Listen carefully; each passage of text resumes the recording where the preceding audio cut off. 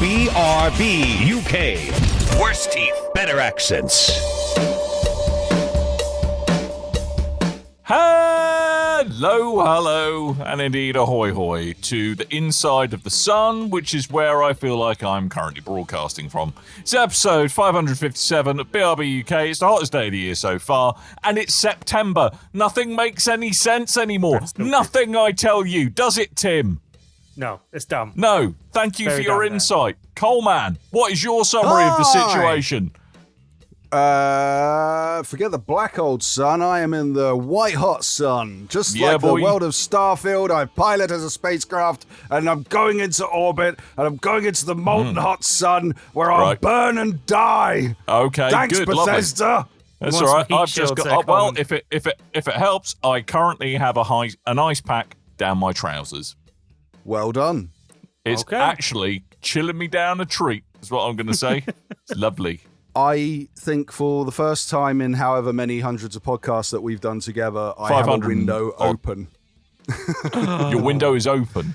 So far away, but a window is open because I need some form of breeze. I can't have my window open because I have very high maintenance neighbours who get upset if they hear anything.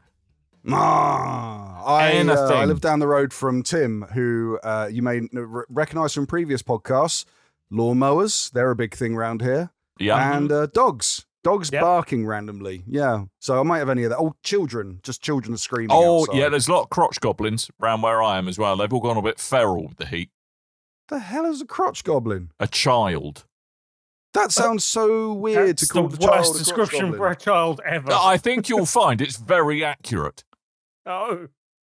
It is very accurate. It's all sorts of wrong. Don't like it, Dan. You don't, well, I'm tough. That's how I'm going to refer to children from now on. They're all crotch goblins. If you have alternate names to children, please let us know. Sprogs. But I think you'll find Chavies. I'm thinking. You think I can tell? Sprogs. It's like actually, it's kind of like a little kind of beach ball just opened up in Coleman's center of Coleman's forehead, right there. It's too hot, Dan. I can't think properly, which is a great idea. Let's do a podcast in the heat. Let's do a podcast. Yeah, sorry I wasn't here last week, chaps. It was my uncle. My step uncle was getting married again. That's right. Again. I thought it was a reason. Again, he was getting married, and I think, as someone who has got married in recent past, I thought it would be a nice thing for. Personally, my tactic was not to destroy myself at the altar of beer because I thought that might not be a good way to start married life. The last time I saw my uncle on his wedding night, he was with a bunch of his mates singing at the top of his lungs, "Tequila makes me happy. Tequila makes me feel to quote. Yeah, we love hymns. Terrorvision here. So Official band of BRB UK. Yeah, exactly. I'm all for a bit of that, but what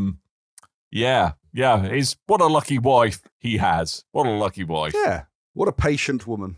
Yeah, exactly. Did he lose his wedding ring on his wedding day, Dan? No. I think you'll find I didn't actually lose it because I still have it. Of the assistance of a plumber.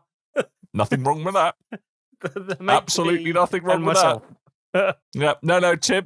Still, my favourite photo of my wedding is you holding my ring with the sweaty arse of a plumber in the background. It's a marvellous thing. Did he invite a bunch of friends from a blogging site and a podcast that just happened to be incredibly drunk and loud and ruin proceedings? Because I've seen that happen at a wedding once before. Yeah? Yeah. Whose wedding was that? No, it was just my family at mine who did that. Okay. No, that was your one. That was your one, Tim. Where we were. Oh yeah, all the big red barrel lot screaming and shouting. Everyone liked that wedding. I didn't have any feedback that anyone ruined anything. So, hands down, one of the best weddings I've ever been to. Lots of fun, but I can, on self-reflection, realise me and a lot of the other big red barrel people being incredibly obnoxious and loud. Yeah. It was all tolerable. It was. I seem to remember. I'm really looking for. Wedding. I'm looking forward to the next one. Marriage. I seem to remember me and you looking at each other when Tim's middle name was revealed. Coleman. Kenneth. Yes. Kenneth. Really? Kept that quiet. Kenneth. No. Let us know when the next one is, Tim. We'll definitely be there. I'll try to be more better behaved. Probably not for a while. More better behaved. You too, Dan. Yes. Dan, let me know when your next one is as well. Oh, snap, son. Good weddings all around. Still got it. It's fine. Two It's weddings. not going anywhere, boys. 4 All right. funerals. Talking of something that's not going anywhere, is me making any kind of meaningful process in any video game ever. Right. I have to say, I've broadened my horizons. I was browsing Discord, and you were leaving people on the cliffhanger of, my God, is this the week? Is Dan going to play something that doesn't begin with a D or have a number at the end of it? I'm diversifying a little bit. One of the games I've played doesn't begin with a D, but it does have a number in it. And the other one just does a subtitle, so it takes away from the number. Yes, indeed. That's true. Doesn't end with And that was Armored Core 6 as Rubicon. I don't know what's going on at the moment, but I seem to be having to adult bloody hard. So my time for games is just disappearing down the plug hole. But yeah, so I've had a little dabble in Armored Core 6, Fires of Rubicon, as it's known. So From Software's latest, Rubicon. Yes, latest foray into the world of mech-based goodness. Man, that game hates me. Yeah. It hates me so much. I'm not surprised. It really hates me. Our friend, the man called Rick, he's been playing Armored Core as well, and tried to kind of talk me through how Armored Core works. I was like, no, I do know. I used to play the first Armored Core quite a lot as a kid, so I understand the process and stuff. And it seems pretty similar, although much shinier and sexier looking now, and much more impressive looking. Oh yeah. Well, still looks very good. It's not. I mean, it runs at a very nice 60 frames a second. It's kind of exactly what you want. Very nice, immersive, fluid combat. Does it look like a cutting edge game? No, it does not. But does it need to? Probably not. In comparison to the PlayStation, playing it on PS5, yes, it looks great. Compared to a Spectrum ZX81, it looks flipping amazing, mate. Yes, but the original was not on a Spectrum ZX81. It was on a PlayStation, so it's slightly more relevant. Anyway, you can say exactly the same thing about Metal Gear, dude. He seems to be really enjoying it. He seems to be really enjoying it, and I need to borrow his copy and get in on that as well because, I haven't played any of the sequels at all, and I was thinking about picking this up, but we've kind of done he picked that up, I picked Immortals up. We're going to switch games around at some point. That is not a fair switch. No. Immortals is a great game. Okay. Wash your mouth, Tim. But what opportunity I've had to get rummaging around in the undercarriage of Armored Core 6 appears really good. I think the thing that I kind of can appreciate, and perhaps if I just need to be a bit more patient or just make sure that I'm reserving more than 40 minutes at a time to actually play a game, is that you can't, like a lot of other games, you kind of find a single build or loadout that suits you. Yeah. Whereas Armored Core 6, it's very much and it's probably the same with the other Armored Cores common, like that is not a recipe for success. You need to be willing to switch up absolutely everything you do. You know, your loadout, how you play, how you approach problems, and don't let it suck you into because it feels like very quick, zippy, robot-based combat. No. Don't go running into anything. Go and have a good old look before you do anything and then work out how the heck you're going to do it. So I think that's probably what surprised me the most. I was expecting a bit more pew-pew robot explosion-y action, but actually it's a very deeply tactical, think about everything you do game. I'm going to continue to sink more time into it. Seems really great. Really, although kind of graphically, like I said, it's, obviously better than a PlayStation 1. Because it would That's be. how time works. Exactly. Because it's nearly 20 years ago, the PlayStation 1. I think it does. It does what it needs to do. And just as long as you embrace the slightly ridiculous storyline and over the top script writing, which you're obviously going to get from a vaguely Japanese mecha based situation. I can see myself having some fun. Is it drop everything buy now? Probably not. I would say if this kind of thing would suit you, pick it up on a sale. I'd say it depends. Like if you love Armored, if you love Armored Core, you've probably already bought it. Yeah. But there is an audience for this, and I would say that it's worth a full price if you're going, if you're the right person for it. Just depends what that person is. I do have a question because we were discussing this very briefly last week, and I was discussing this with Rick as well. What's your approach on building your mech and going into a level? Because mine used to be, I'm going to put all the coolest stuff on a mech, realize I'm way overweight, and start paring down to see what's actually usable. So you'd start off going, I've got rocket cannons and guns for arms and spider legs, and then when you actually get in, you're like, I've got a pistol and normal legs and a jetpack. Yeah, I mean, I'm all about, I kind of generally spec into defense and just kind of minimizing the amount of damage you take, because it turns out these days, I have the reactions of a mammoth. I know they're extinct. That's a new one. Yeah, they're extinct. And that's why I'm making that particular analogy, is that my reaction time is probably akin to that. So I know there's a very small chance I'm going to be able to avoid anything. So I'll take the extra weight for the extra defense. So that's generally how I spec things out. Just in life, generally. Never, let alone it being Armored Core, just walking down the street. That's what I'll do.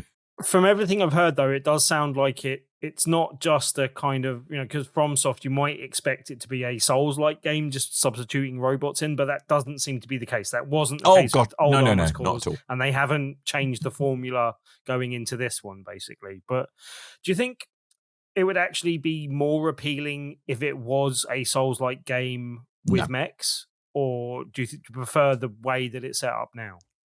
I think it wouldn't be Armored Core. Exactly. I think Carl said it wouldn't be the game that it is. I mean, I think From Software very consciously, don't want to make it another Souls. Like goodness knows there's enough of them out there. And to be honest with you, I think to me the From Software trope, it doesn't have to just be, what makes a Souls-like a Souls-like, or what makes a From Software game a From Software game. To me, I think it's actually more about the very deliberate need to strategize and to read cues from the environment, read cues from enemies, that makes it feel like a From Software game. And that doesn't necessarily have to be a Souls-like to do that. Armored Core 6, like any Souls game, will absolutely punish you for just going in without thinking, guns blazing. And I think that holds true with Armored Core 6. And I think it's because I haven't played much of the Armored Core series, I kind of went into it thinking, almost expecting it to feel a bit like Virtual On, if you remember that from way back when, kind of a very... No? Wow! I remembered a video game that Tim doesn't. Amazing. It's kind I'm of like 50 years younger than you. Yeah, thank you. It was a very kind of like arcadey kind of mech combat game done by Sega, I believe. The only mech games I've ever spent any time with. Arcade? The only mech games I ever spent any real time with Mech Warriors, and I think it was a game called Phantom Crash that me and a friend got into quite a lot.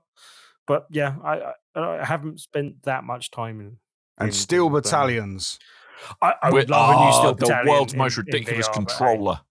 Yeah. Mine and Tim's friend Neil, when I first lived with him way back in Fareham, he used to have a gigantic, like the Steel Battalion controller. Huge thing. Showed it to me once and went, can't set it up, not enough room. Took it to our new place and went, can't set it up, not enough, and doesn't work on the 360, has to use it on an original Xbox. Took it to London with him, shared a flat, moved out, and then went... moved out because he wanted to use the controller and he just needed to use all the floor space. Yeah, he just had to leave it somewhere. He needed a bigger place for the control. But no, he moved into a new place and he went, I forgot my Steel Battalion controller. We'll go back and get it. He goes, I don't want to deal with any of those people. So he just left it there. It was like a 200 quid controller, if I remember rightly. It was cool. It was like a huge thing. So it's like a 55-inch controller that is a big flipping control panel, and you had an eject button that you had to flip up, like turn the key, flip up the Perspex box, and hit the button and eject from your mech. Like, that's so cool. And then they made a really bad Kinect version of it. Yeah, well, you had to wave your arms about. That's what was the other one? I think we're missing like a very big mech game that was not that long ago. Xbox One, then a sequel. EA, Respawn. Why am I blanking on the Oh, name? Titanfall. Titanfall. There we go. Probably Yeah. the best. They're probably the best game for mech based video gamey stuff. Yes, for those of watching the video, Dan's put up the Steel Battalion Look at that controller, bad boy. that's insane. That is immense. Little controller thing. Oh, that is Look at that amazing. bad boy. I love that. It's I amazing. love the fact that there's a button that you have to flip the top of, and then that's press the it. eject button. Yes, that's Whoa, what. That's cool. You know, some serious shizzle's going to go down when you. I mean, my press printer that. at work's got that sort of thing, so you know. What, an eject button? It's got a Eject! little- Eject! You're printing the wrong thing. It's It's a got no-cat little money meme. to pick up a Eject, plastic abort, cover abort. to turn it off, basically. But yeah, not quite as dramatic as that, but Hits the button God, and the, he's printing the in ink colour cartridge and just goes, wasting all the toner. down a accidentally little. launched nukes at China. But you know, Yeah, probably not the time to just say that at all, ever, at the moment. Maybe not. No. Ever. So I'm gonna play some Armored Core, and I'm gonna assume you'll jump back into it at a later date. So maybe Yes. we can get a bit more in depth as we get more towards like Game of Year discussion stuff. Much like with Immortals, I intended to play more of that this week, but you know, a funny thing happened. I turned on the PlayStation to play Immortals, and Cyberpunk 2077 just jumped at me and forced me to play it. And, I hate Keanu it when Reeves, it does that. he came out of the screen. He said, Gosh. "Whoa, you got to play my game. You got to beat the mainline story and get onto the DLC because Idris Elba's in it, and you know you're gonna love it. So get into it, Coleman." So I played Cyberpunk instead. That game continues to be one of my favorite games of all time. I mean, considering, because I kind of was left, I was kind of left feeling quite cold about Cyberpunk because I think I played it in the very early days when it was a hot So did I. mess. Yes. And perhaps I just need to carve out some time to go back to it because it does sound like it's doing a lot of really cool things these days. It performs so much better now, and yeah, like I said, when it came out on the PS4 and the buggy PC ports and everything like that was, we did an early impressions. We're quite impressed by it. The following week went, this is horrible. Ended up like all my save deleted, refunded the thing. Ended up picking it up. Went later when it came to PS5. Didn't really play much of it. Just sort of looked at it and went, yeah, that performs well. Can say that on the show now. And then just one day suddenly got really into it, and it continues to be one of my favorite games of all time. Yeah, Dan, now. So as we mentioned on last week's show, the big update that's coming for the DLC will update the base game as well with a load of the new implemented systems and stuff. So it might be worth holding off till that update and doing a new playthrough, or Maybe. continuing from where you are just to then get it and then jump in the DLC. I might just start new, dude. My memory is nowhere near as good as that anymore. I'm I definitely know there restarting was because I'm some bored of the neon place I've been involved. stuck in. One of my mates start died. again. Get your corpo guy. Do all Yep. that. That's a great thing. But no, mostly I've been playing. I've been continuing with WrestleQuest, which continues to be one of my favorite games this year. Oh, I forgot that I need to pick that up.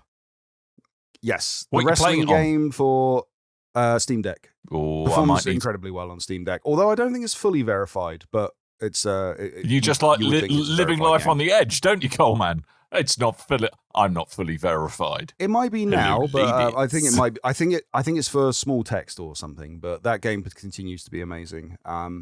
It's a light RPG for wrestling fans that aren't big into RPGs, and it's a light wrestling game for RPG fans that aren't into wrestling games. And it meets somewhere nicely in the middle.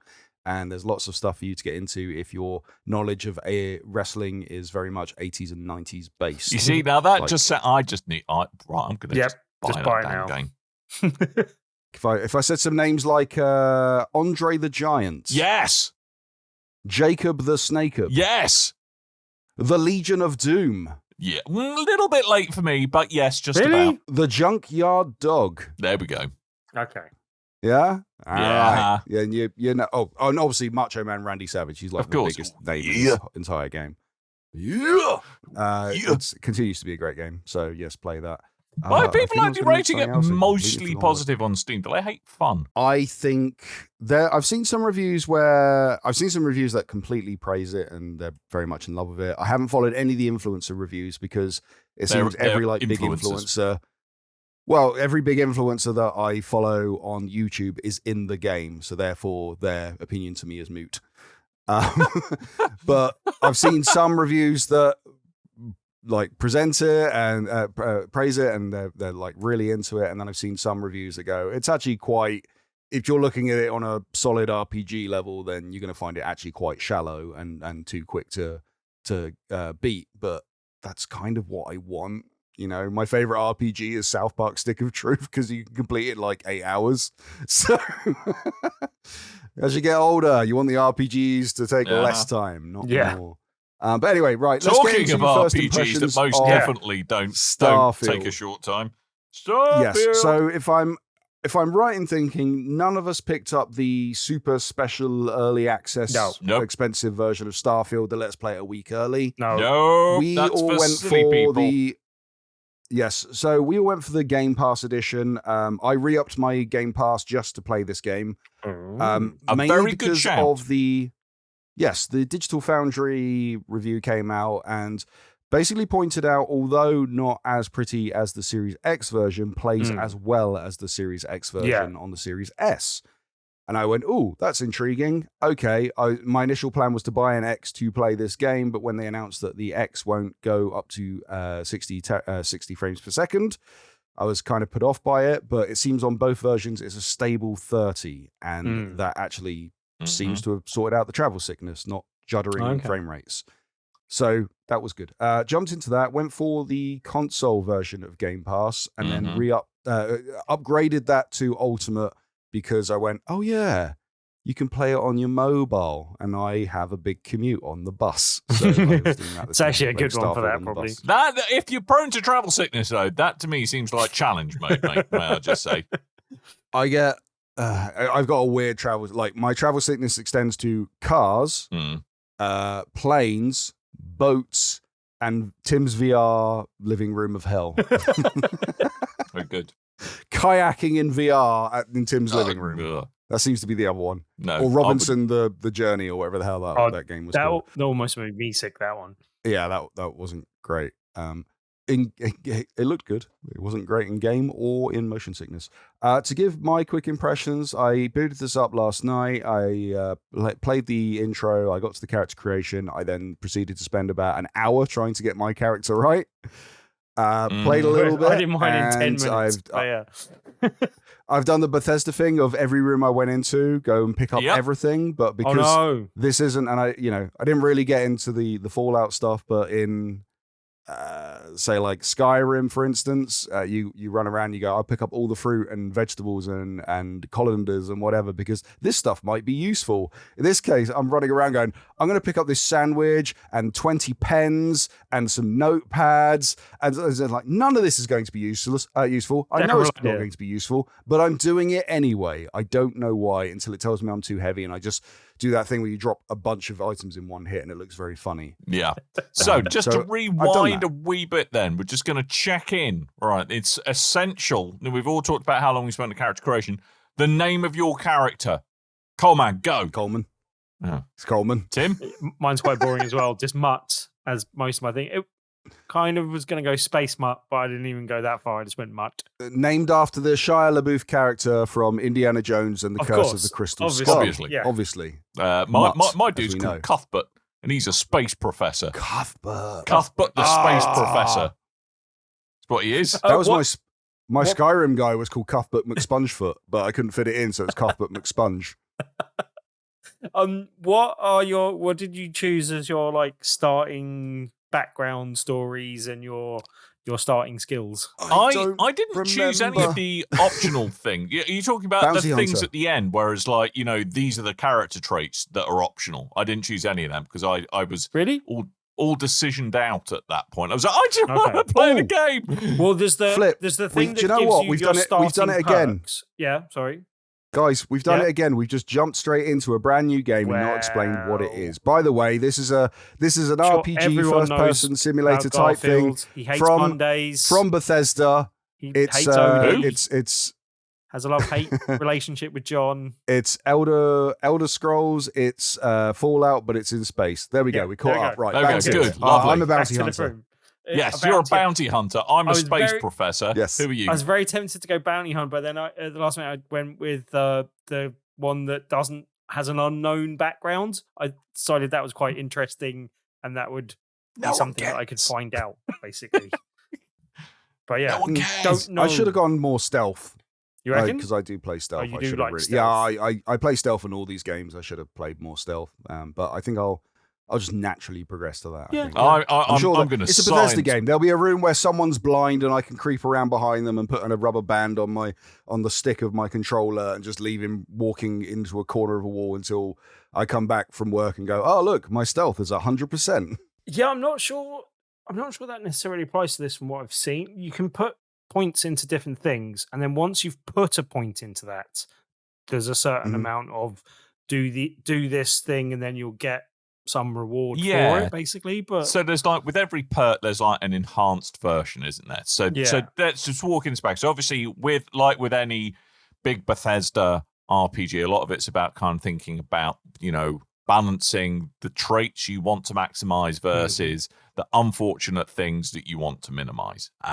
So there's always these choices. That's probably, because it was far too hot. My brain was incapable of decisions. Frankly, being faced with the traits, all of which have one positive and one negative, I was like, I don't even know what it would mean if this faction doesn't like me. I'm not going to make that decision now. Thank you very much. That was tricky to know, but I have parents, space parents. Yes, so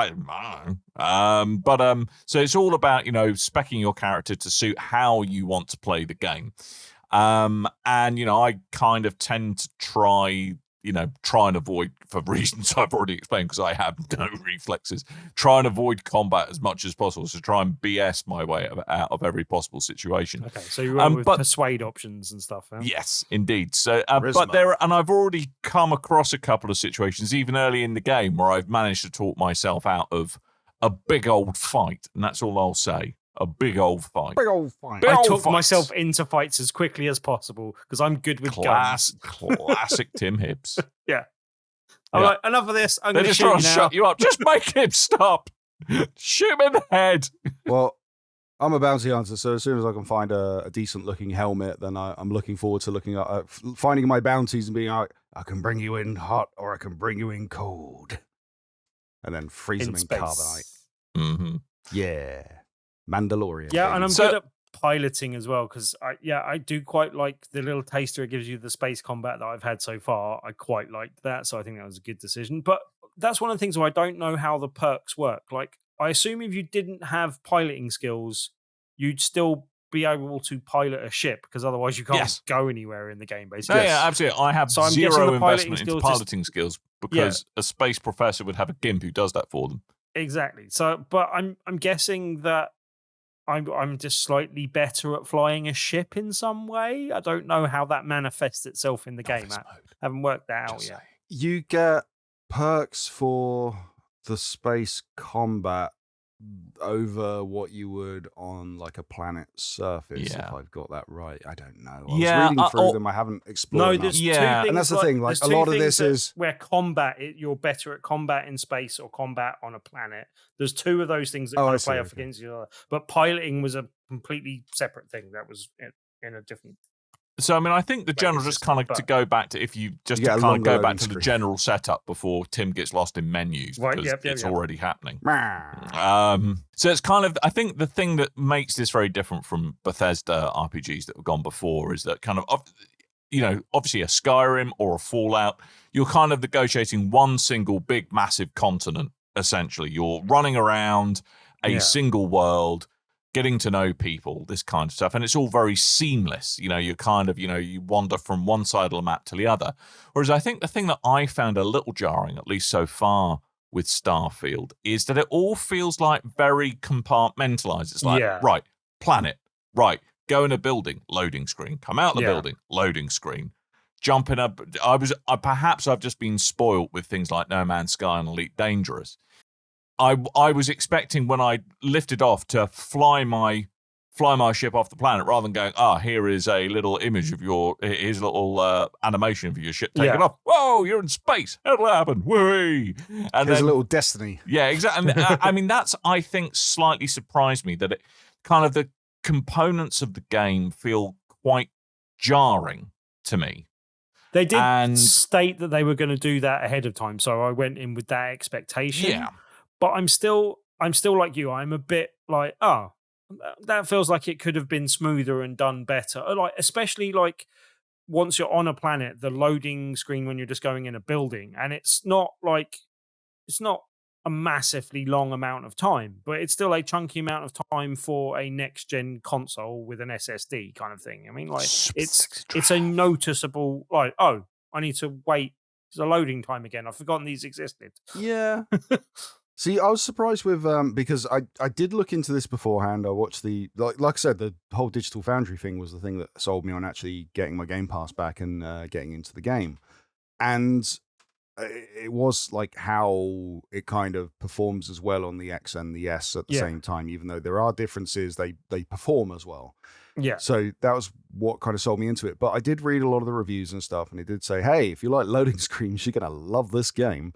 The thing that I was surprised about was, so this morning when I started playing it on the Game Pass cloud on my phone on a 5G thing, which, you know, it's over 100 gigabits per second. It's a decent speed. That's usually how I used to play my games on Game Pass, was on a mobile connection.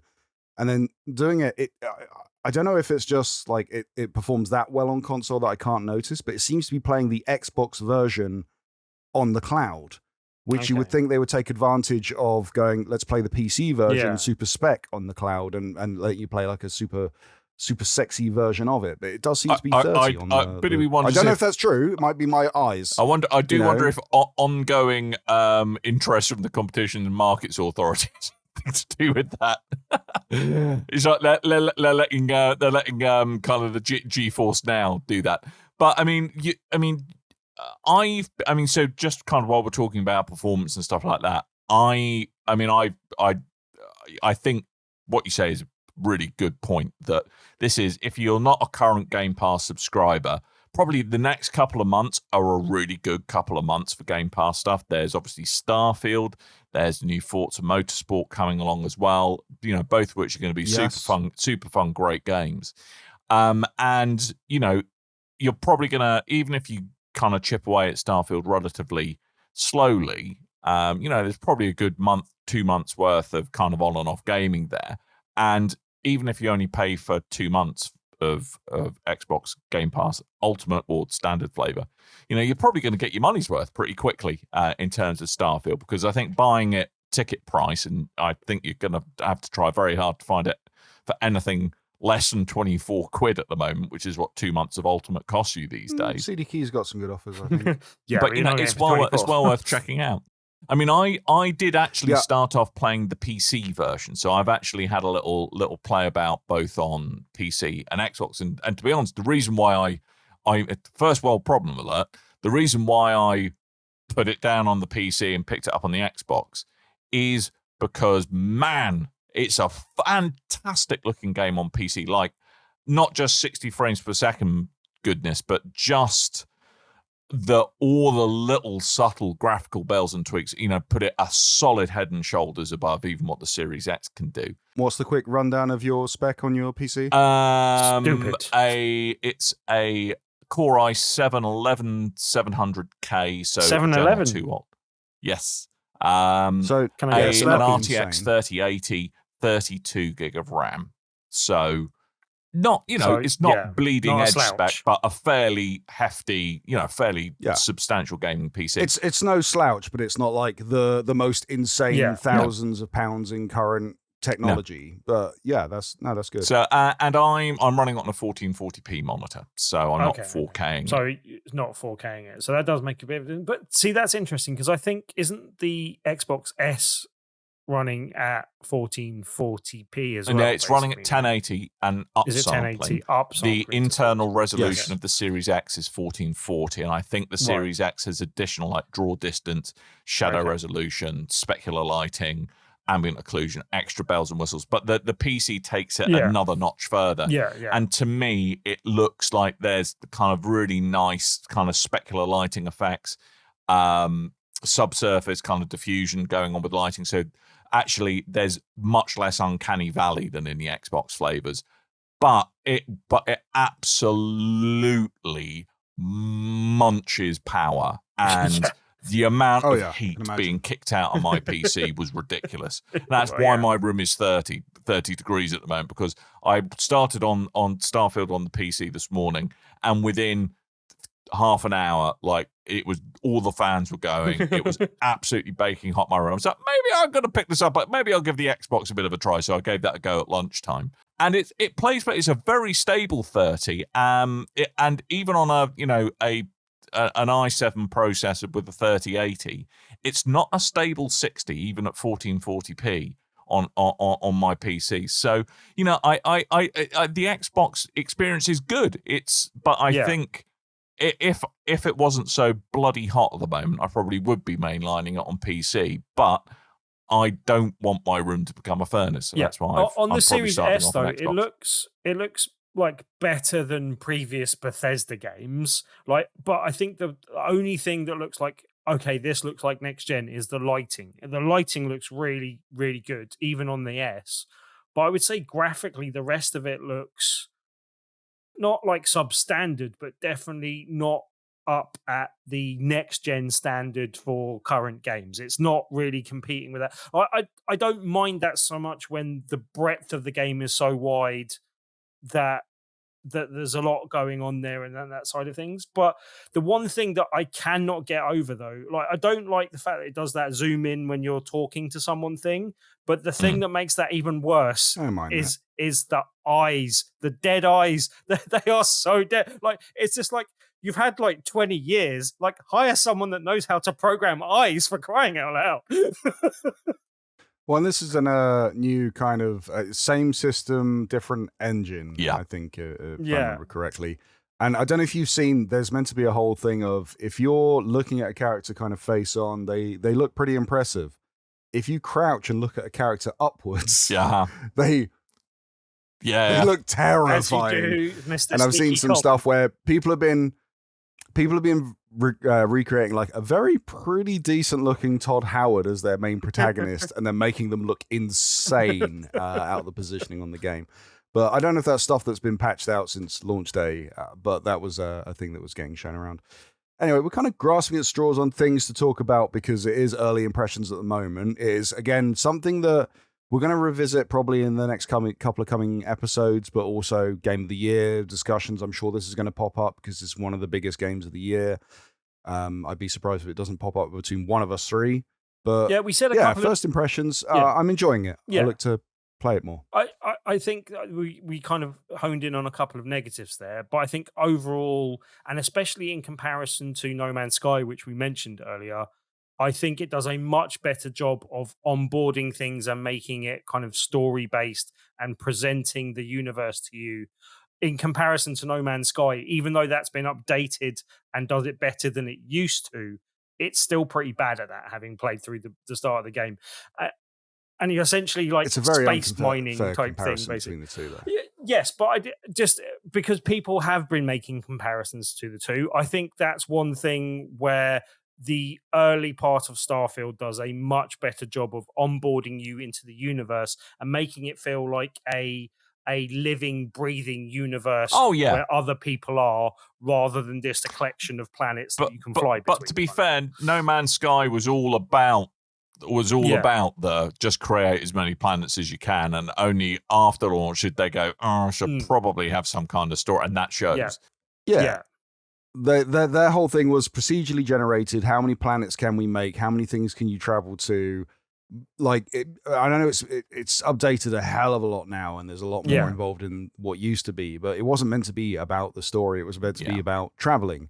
And then I've seen like this really unfair kind of comparison going, hey, for a new game, when you travel between planets rather than a loading screen, I want it to play like No Man's Sky. It's like, yeah, but look at the graphics of No Man's Sky and look at what they're trying to do with Starfield. It's a very different game. To be fair, it's a heavy RPG. To be fair, those graphics look amazing now, especially in PSVR. Yeah, now, Yeah. yes, now, but they've had how many years to work on it? But that's one of my only things about it being an Xbox exclusive now as a Bethesda game is I can't help thinking how much better this whole experience would be if they had VR support, which Xbox isn't going to have, basically. So Really? yeah. That's the end of the show. Tim's trying to turn it into VR. We've ended forever. This is the end of BRB. I mean, I this think slot will now be filled up with VRB. Yeah, exactly. So, I mean, just to kind of come back what you're saying now, you're right, Coleman. I think, comparisons between, just face-to-face comparisons between Starfield, No Man's Sky, even Elite Dangerous are probably a bit unfair because they are fundamentally very different games. Yeah, if you look under the hood, they're incredibly different. Incredibly different. I mean, to me, the way I would describe Starfield would be like, let's say you were trying... space. Yeah, space exploration let's say you were games. trying to really kind of get into playing a character in No Man's Sky. Let's say you set yourself the challenge of trying to go ultra hardcore role play in it. To me, it feels like a very curated trip through No Man's Sky or Elite Dangerous with all the kind of, well-structured narrative bells and whistles around it. It isn't No Man's Sky. It isn't Elite Dangerous. It's very much story-driven. And my God, there seems to be such a deep amount of lore, just even in the little surface I've scratched, about, the interactions between the characters I've encountered. It is a proper Bethesda-ass Bethesda game. I mean, I did a side quest in like the first big city you get to after the intro mission. And literally I was just walking about and like I've all of a sudden acquired 15 quests just because I overheard someone say something that a pipe was blocked or something. Yeah. So I better go and fix that because I'm a complete insufferable do-gooder. It's really, But I can see myself enjoying it. It's just... Am I I just hope I have enough time to devote to it to That's really enjoy it to its fullest. Have you guys gone through the main first mission and got to Constellation? Yes. Have you done that? Yes. Yeah. So I think we've all done that point. But I think that is enough to get its hooks in me where I'm wondering, and you could say it's a bit of a crimping of kind of one of the major hooks from Mass Effect in terms of, you're touching an artifact, it's giving you some weird flashbacks. But that is enough to get its hooks Show in me me on the doll where it touched you. Okay, I kind of want to see where this is going with this and how this kind of pans out as a wider story. And I think that's enough to get its hooks in me to narratively pull me through the game and through, some of the side missions and actually wanting to play some of the main missions as well. So, yeah, it's definitely got its hooks in me. I'm definitely enjoying it so far. So, and I can see myself playing a lot more. Me too. I think this is I'll probably play a little bit of it to kind of get through I've heard definitely like the first 12 hours is your kind of slog tutorial and the old argument of game gets better after this many hours. Yeah, I've heard 25 hours. Seems to be the sweet spot with this I've heard 25, Yowza. so I guess it depends how long you spend on the main quests and how long you spend doing side Coleman, quests. if it's me and you where we're picking up and examining every single pencil we encounter, I think that 25 hours We're is probably screwed. about right. We You're are both screwed. Yeah, we're buggered. Yeah. There's no two ways about it. Yeah. But the only, It's when I finish needs the to order, I die, just pick though. things up and go, huh? Oh. Encumbrance as a general Sorry? mechanic needs to die. You need to be able to pick up as many things as you want in that game. I don't understand, but anyway. And that's why we all love Shenmue. Right. Shenmue? Let's I think we've spoken enough yeah. about this and we kind of run over, so we can't go too much into the news this week. So we'll just quickly mention on the headline, SAG-AFTRA. You might have heard about this. There's been a big thing going on. Tiger uppercut. Strikes. Sorry, SAG-AFTRA. Not Sagat. There's been writer strikes initially that have then evolved into actor strikes within Hollywood. It's having an impact on television and movies at the moment. You may have mentioned, I know they're not as big in this country, but like late night talk shows, they basically don't exist in the US at this moment. And they're invading our podcast there's going space. to be flipping heck, Strike Force 5. Yeah. That's a terrible podcast. Oh, really? I haven't. but I for a haven't good listened to it cause. yet. So I like some of the people. Oh, I listened to 2 episodes. Okay. It's not great. Okay. Anyway, it looks like that might be heading towards video games as well. Initially, this was something that was brought up before, and we've heard it a few times over the last more than 10 years, actually, because initially there was a whole thing about voice actors not being kind of privy to the same royalty benefits that would be included in say, movies or TV shows when they work on video games. like Mark Hamill being treated incredibly poorly for his work with the Arkham games in comparison to what he's done in, say, voiceover for Batman, because, you know, he's the Joker. And funny enough, movies with Luke Skywalker. But so there's been a lot of argument about this before. There was originally an extension that was signed initially, but now they're looking to strike soon. So this was kind of sent to me yesterday to go, hey, they're definitely striking, but it's the same kind of thing from about a week ago that we should have been talking about. They're looking to strike. We don't know if it's going ahead yet. So that may have a knock-on effect with video games, if they include voice acting work, which is a fair few of them if you like your AAA titles. And very quickly going through the notes, there are a couple of quick little headlines here. Remember Stray? I love Stray. Came out on PlayStation. We liked that, although we didn't. I don't think any of us completed it. I did. Because you play a little bit of it and go, you completed it. Yeah. Whoa, it was you. You completed Stray, Dan. Yeah, I did. I completed Stray. It's got a cat in it, hasn't it? Oh, yeah.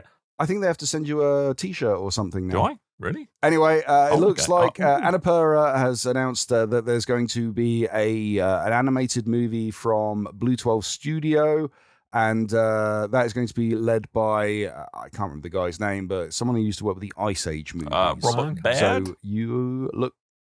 Thank you. Robert Bard? Baird. Yes. So it looks like you're going to be getting a Stray movie to watch, Dan. I hope you enjoy it. My cat will be very confused by it. Replace, which was almost one of my games to watch this year and didn't make the list, might be next year's one to watch, because they have announced that they're going to delay the game from 2023 to 2024. No! Reason being is that Coleman, this is from Sad Cat Studios, and there's kind of along the lines of what was that vampire game that wasn't very good when it came out? Redfall. Redfall. So Redfall came out, Xbox exclusive, and didn't do very well. Lots of problems with the game. Should have had a bit longer in the oven before it was released to the public. Maybe not. And I believe the developers at Sad Cat Studios went, hey, if that happens to us, we're going to delay the game to next year. And it looked like it was going to happen to them, so they have done just that. And this is another Xbox exclusive, by the way. But yes, pixel art, very kind of Blade Runner inspired. It's something I'm looking forward to. This might actually make my list for next year. I've remembered what this is now. This does look good. In the same day, EA Sports announced EA Sports WRC. That is going to come out this year. They gave us a date as well. That's going to be on PlayStation 5, Xbox Series X and S, and PC on November the 3rd. Or if you buy if you get a pre-order version of the game, then you can play it on October 30th. Oh, lucky me. Racing game. Lucky. I'll probably be needy. There's no VR. I will be needy. No VR. That is a shame. Don't even ask. Codemasters did make some good VR modes for some of their previous games. It does seem that they're abandoning the Colin McRae and Dirt Rally titles that they did before. It kind of makes sense. But I swear there was someone else that made an official WRC game, so I don't know if they've picked up the license to that and whether we'll have less or a different game coming out under someone else. But I really liked. I've been a long time fan of Colin McRae and the Dirt series. So yeah, I'll be keeping an eye on this one. What's he up to? I don't know if this is going to be usually. WRC games or the games made by someone else at least have been more sim based, so I'll be interested to see if this goes with the sim or the arcadey thing. I hope it goes a bit more arcadey, but we shall see. Yeah, I mean, just having a look, I had a little look at the website for it, because I mean, I think one of the things that really interests me about it is being able to design and build your own rally car. And that sounds like a really cool, fun thing to be able to do. I mean, speaking of Starfield, yeah, I mean, I think they're gonna. Oh yeah, I went into that shipbuilder thing. It scared me off. I was like, I'm not ready. My brain's not ready for this. I'm coming back later when I understand what's going on. I mean, I doubt it's going to be, you're designing from scratch your very own vehicular automobile. I think it's probably going to be, swapping out parts on a couple of stock cars. Yeah. But I quite like the idea that they've done that. But reading through, it's going to be, I think, a much like with the F1 series of games that Cody's obviously were involved in as well, where you're going to be able to fine-tune it quite well to how arcadey or simmy you want it to be. So hopefully you'll be well looked after, Tim. Yeah, hopefully so. And lastly, Payday 3. I don't know of anyone that is playing the closed beta, but it appears to be doing quite well. They're going to have an open beta on Steam and Xbox from September the 8th to the 11th. That has been announced this week, so look forward to that. Go over to the Starbreeze website for more information. Should we try do some Payday 3 together? I struggle to find myself I excited. never got into Payday. No, I never got really into did Payday, either. but it's got a huge following, and I know Starbreeze had all that trouble after their Walking Dead game that they tried to make, and then may have had some international dealings with foreign lawmakers that ended up in their studio getting raided and lots of things like that. So here's hoping they're back on the right track again, going back to Payday. I like the idea of a heist game, a co-op heist game, though. That sounds fun. We should go bungle a heist. All right, that is all the get your clown masks ready. We're going on a heist. That is all the news we have time for this week. That was me getting my clown car ready. That was your clown. That was very good. Get away vehicle. So I need a clown honk sound. I'm going to add that to the agenda. Clown honk Clown sound. honk sound. You just know it's going to be sampling me going. Maybe. Who knows? What's the name of the clown wrestler? Doink. That's Doink it. the clown. Yeah. Mm-hmm. I was thinking bonk, and that wasn't Originally right. created That was a because video game kids are cable. scared of clowns, but then turned into a face character. Yeah, clowns can Very tragic clowns story can of the do actual one, mate, wrestler. as far as I'm concerned. Mm-hmm. Is that because of it, Hey, though, Dan? let's wrap up the show. That's because of what, Tim? It. As in No, Stephen I've always King, always not found the them general creepy. It. Even before it was in my brain. It didn't help. No, I don't know what it is. I just They that all mannequins. float down here. Mannequins can sod off as well. Yep. flappy mouths and their weird heads. Anyway, now that's that. You see, I got that train of thought when when you play a Bethesda game, there's that slight. You've touched on it, Tim. The whole mannequin thing, Uncanny Valley. It does feel a bit like I'm speaking to someone with someone's hand up their ass. That's the kind of face I pull. Really, the default Bethesda expression. I said they had dead eyes, not they had someone's hand up their arse.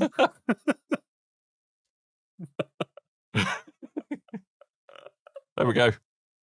Bethesda expression explained. Right. It's the meat Dynamite puppets. drop in money. That broadcast school has really paid off. Mm-hmm. Right. Have we got to do some questions or are we out of time? The soundboard. We have time for questions. We just wanna should get probably through the ask Tim plugs and that. about Mhm. Tuesday. But first, Timothy, before you all this talk of the day betwixt Monday and Wednesday, buy things with my face on it. Have you? Have you bought things with my face on it this week? No? No, well, you need to get to tpublic.com/store/BRB. That does not have my face on it, Timothy. This is not. Buy your more face. things. That doesn't This have. is- No, this is Coleman. better. No. How dare you? No, I like this t-shirt How better. dare you? Buy things with my face on it. tpublic.com/store/BRB. Other sweet merch is available, but buy things with my face on it. I'd rather buy a Pompey shirt than buy another copy of your face. I do already have. I already own your face. Coleman getting his away Making kit. its way to you, Tim. Here we go. Oh, it's white as It's well. a bumpy top that Nice. looks kind of like a Tottenham one. I mean, Jesus.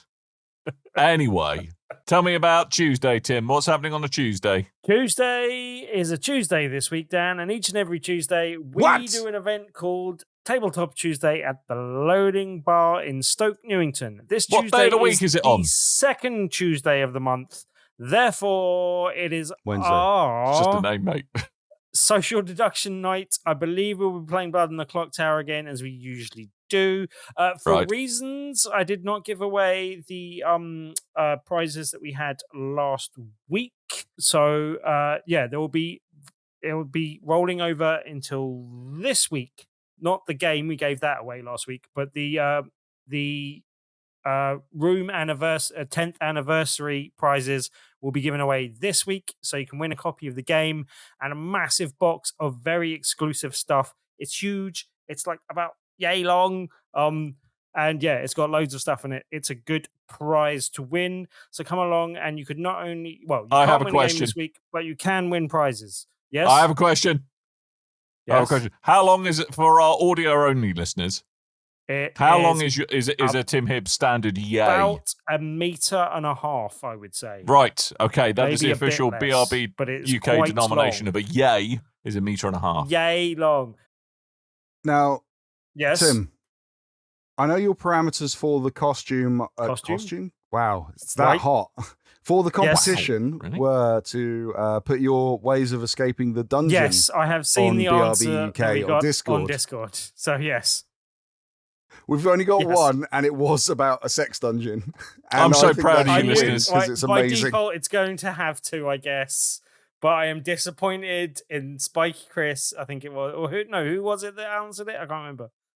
It was Spiky Chris, and I think it's an amazing It is answer. a good answer, so I'll give it to him. That's fine. You can have a copy of the game. But I'm disappointed in him for mentioning the sex dungeon and for no one else for actually coming up and trumping his answer as I hoped they would. But hey, Can we do a reading? we can. You're gonna love All this, right. Dan. Have you read it yet? Who's doing the dramatic reading? Is it Tim doing the dramatic reading? I'll do it. You do, I've okay. got it here in front of me. So Spiky Chris, he Right. says 3 items to escape Tim's sexual dungeon. Nice. 1, a high quality tabletop to distract him during the escape attempt. That would Very distract me. clever. Yep. VR would also work as Yep. well. 2, several Randy Savage themed podcasts to edit. Coleman can't resist a good bit of Randy Savage after all. Yeah. Very true. That's him tied up Yeah. for 8 hours or more. Here we Right. go. 3, dust. The final guard will obviously be Dan, and we all know it's very hard to eat my Yep. dust while wearing a gimp suit.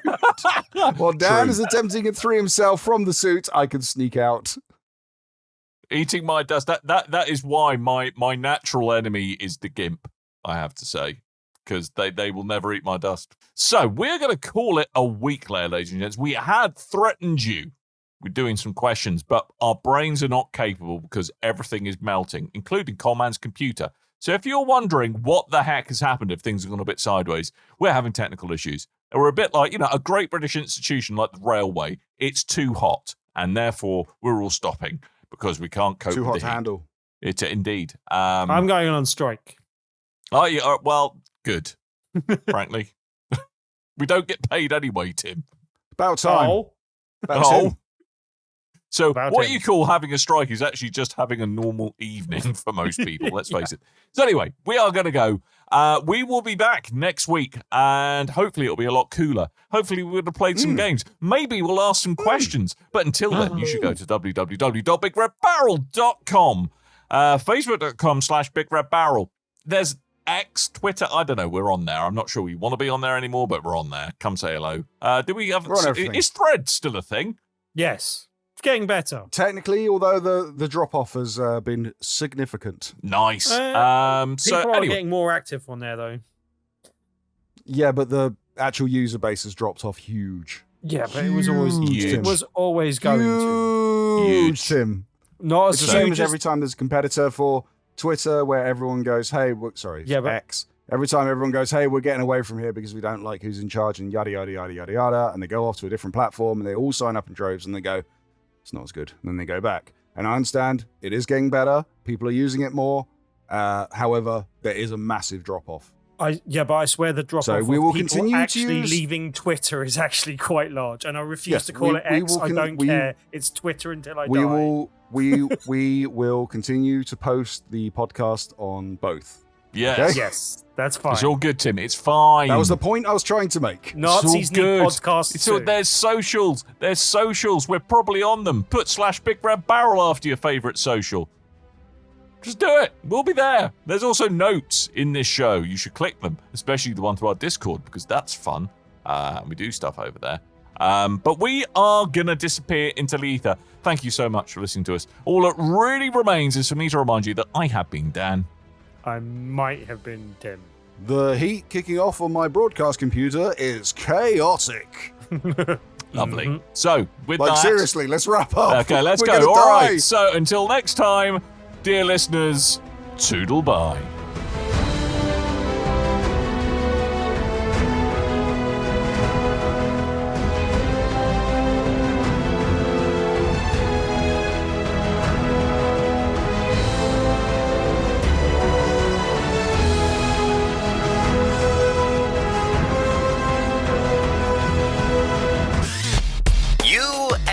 ears are quite welcome. For the podcasting goodness that you just heard, Why not roll on over to BigRedBarrel.com for more podcasts? news, reviews, and videos from the biggest, reddest site on the internet, BigRedBarrel.com. Because Jeff Jarrett's going. Now, I went to see AEW on Sunday in Wembley, by the way, and Jeff Jarrett kind of started off that whole thing by coming out and insulting the crowd and saying, "Oh, none of this business would exist if it wasn't for America. America is best. Screw you, England." And then Grado, the